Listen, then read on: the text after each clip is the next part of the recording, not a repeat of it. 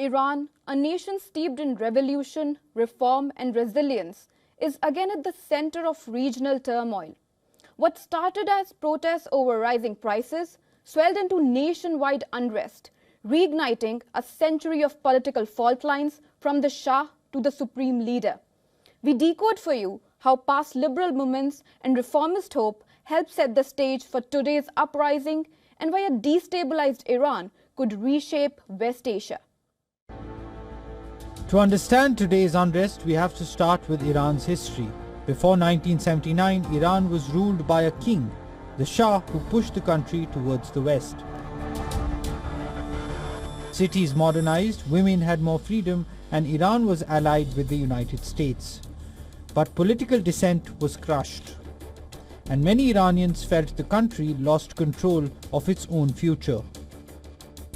This time, the feeling is really strong. Those who took to the streets seem to hope that this time the world will no longer tolerate the Islamic Republic, which has now become a cancer that must be removed. Our hope is that the Iranian people will be able to do it on their own.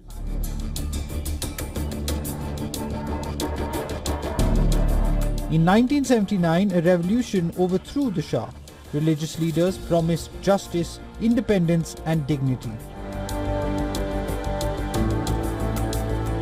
Instead, the power shifted to a strict religious system where elected leaders exist, but ultimate control lies with clerics and the security forces. Since then, Iranians have repeatedly tried to push back peacefully. In the late 1990s and 2000s, reformist leaders promised more freedom and better ties with the world. People voted in large numbers, expectations rose, but each time those openings were shut down by hardliners. Today's protesters are not just about politics, they are about daily life. Sanctions, mismanagement and corruption have crushed the economy. The currency rial has simply collapsed. Prices have soared, jobs are scarce. For many Iranians, life has become a struggle and there is no hope on the horizon. Now, the big question is, what if Iran destabilizes? Iran is not just another country in trouble, it is a regional power with influence far beyond its borders.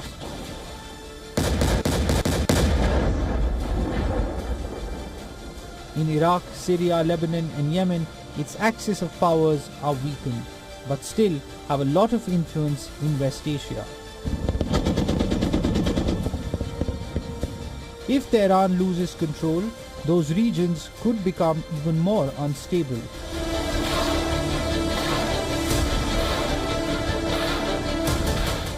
This directly affects Israel. Israel sees Iran as its biggest security threat. A weak or chaotic Iran could trigger escalation either through proxy groups or direct confrontation. For Turkey, the fear is spillover. More refugees from West Asian countries, more border instability, more regional war. Ankara wants Iran contained, not collapsing. The Gulf states, Saudi Arabia and United Arab Emirates also walk a tightrope. They want Iran's regional influence reduced. But they do not want chaos. A collapsed Iran would mean shocks to oil markets, shipping routes disturbed, hurting the commercial interests of the rich Arab nations.